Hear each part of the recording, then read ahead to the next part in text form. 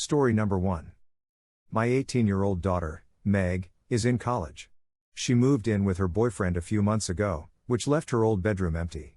Her bedroom used to be right next to our tiny living room. To make our tiny living room into a normal-sized living room, we knocked out my daughter's room's wall, refloored the space and fixed the walls. Now it looks like the bedroom was never there and we have a spacious living room. When my daughter came home to visit and saw that her room is gone, she made a huge deal about it.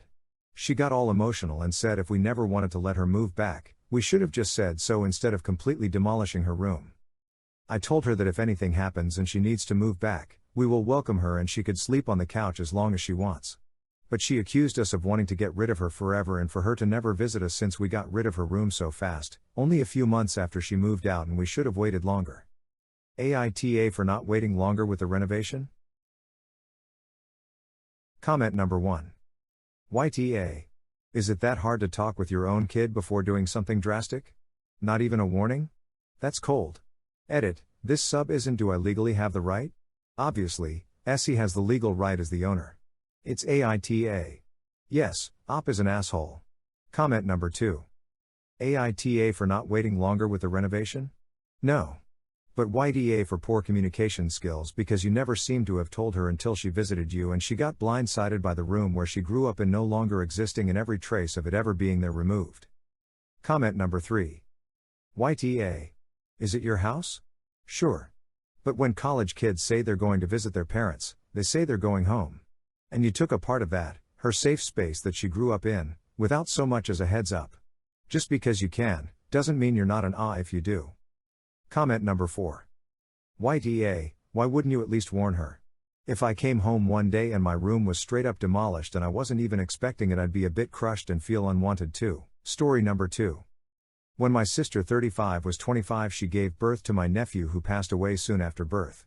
Until that moment she wanted to name him Dylan, however after he passed away she named him after our late grandfather Theodore. As in until my late nephew passed away he was Dylan, but after he did he was Theodore. She didn't write a name in the birth certificate, because in our culture we only fill in the name after a ceremony. When she told me what she did, I told her she should change it because my cousins, 4 cousins, and I plan to name our children after him, and we all made it clear ages ago that no matter what happens we'll stick to it. However, we all agreed to wait 5 years before naming our future kids Theodore out of respect for my late nephew. My youngest cousin gave birth 3 months ago. She had a son who she named Theodore. When the rest of my family heard, they started yelling at her and calling her names. My sister called me sobbing and calling my youngest cousin every horrible name under the sun. I told her the same thing I said in the title. Now everyone is also upset at me. The only people in my side are my 4 cousins, but I feel guilty and feel that I could have handled it better. AITA? Forgot to add, the reason why our grandfather's name is so special for us is that he raised the above-mentioned 4 cousins after my aunt and uncle passed away, and me after my family kicked me out when I was 14 because I was gay. He was 70 and basically raised 4 kids and later me till we were adults. My sister was not at all close with Gramps and she didn't even attend his funeral. Edit, only one of the kids between the 5 of us is going to be called Theodore. Sis named her second son Dylan, which was the same name late nephew had. I told her to change it because I knew as soon as someone named their kid Theo, she will throw a temper tantrum. I knew she wouldn't listen. Comment number 1. NTA. My sister was not at all close with Gramps and she didn't even attend his funeral. Sounds like she just did it for the drama, and possibly out of jealousy. Ops updates confirm this suspicion. Changing an infant's name after death. Using the same name for the next child. Gatekeeping a name with a special meaning to someone else. She needs professional help, beyond Reddit pay grade. Comment number 2. NTA. Also, giving your kid one name and then changing it to another when they pass is one of the most messed up things I've read on here. Comment number 3. NTA. Your nephew had a name, Dylan. Whether he's alive or not, that's his name unless your sister made a formal name change. You and your cousins have been extremely reasonable. Not only did you give her a heads up on the name because she didn't formally register it on a birth certificate, but you waited 5 years to use the name. So your family are Oz for being mad at your cousin. Comment number 4. NTA. She either choose the name out of wanting pity and attention or to save the name for another baby, which. Yikes. BTW, did anyone of that side of the family cared when you were kicked out? Do you even like them or want them in your life? Story number 3. Okay, so some backstory first. My wife and I have 3 daughters, 27, 25, and 18. Our oldest 2 are ours biologically, and we adopted our youngest at age 7 after my sister passed. My in-laws were pretty comfortable financially and set up college savings accounts for our oldest 2 daughters when they were born. My parents and her mother and I contributed to these accounts as well, but mainly my wife's parents. The problem is that my wife's parents passed before we adopted our youngest daughter, and therefore they did not set up a fund for her. My wife and I created one for her when we adopted her, but with less time and without my in-laws' help. When our oldest daughter went to college, she was able to cover 3 years of her education and took out loans for the remaining year. With our second daughter, she went to community college before transferring to a state school, so her savings covered it, but ended up taking loans out towards her graduate degree a few years later. My wife and I have not signed on to any of our children's loans and have not paid for them. We told our girls that we would only be able to supplement their education from the beginning, so it wasn't a shock. However, now that it is my youngest daughter's turn to go to college, her savings will only cover a year of school, maybe 3 semesters. Recently she asked us about loans and it seemed she was implying we would take them out. We let her know that wasn't the case, and she confirmed our suspicions by getting angry at us and saying it wasn't fair she would have to pay so much more than her siblings. We seem to be at a standstill now, with her refusing to speak to us unless we agree to take out at least part of what she needs, and us refusing. Are we TA here? Edit, fixing grammar mistakes. Edit, someone mentioned to add this. The oldest 2 had roughly 40K in their accounts and our youngest has 25K. Both of our oldest daughters went to our state school, which was only around 12K per year, and our youngest is going to a private school that costs around 18K a year. Comment number 1. NTA. However, it likely feels very unfair to her, and to some extent it is. However, the world is full of people who don't have the money to do what they want. It sucks that a college is so oppressively expensive, but there are lower cost alternatives. I had to take out loans, couldn't join a frat, had to work, etc. It blows. Having rich parents would be nice, but not all of us are so blessed. I think it's reasonable for you to help some if you can. Provide housing, food, etc. if possible. There are options. Comment number 2. NTA, though I seem to be in the minority. I see others suggest the money should have been split 3 ways, but I disagree. How would that be fair to your 2 older children? You couldn't take money from accounts in their names, that would make you an asshole. I assume your sister passed away, didn't leave money to raise her child, whom you have adopted and treated as your own. You had 7 years less to save and less help through no fault of your own.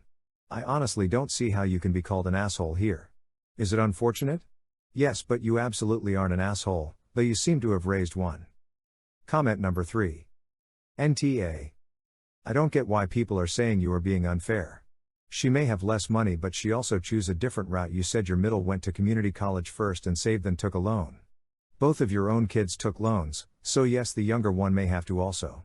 I get that it's not fair, but life isn't always fair, and she lost her parents and grandparents, so of course she will not have the same footing. If she went to a cheaper school, she'd have more semesters covered. I'd honestly help her look for scholarships and tell her to apply for a federal loan with low interest. Comment number 4.